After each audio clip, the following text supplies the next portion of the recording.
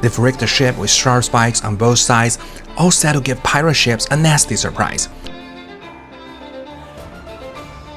And there's barbed wire all over, just to keep those pesky pirates from climbing aboard.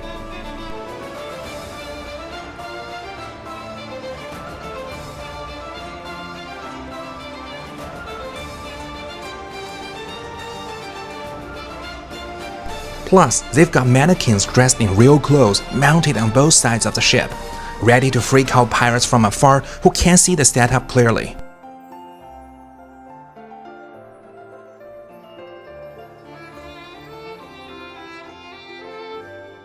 What do you think of these tricks?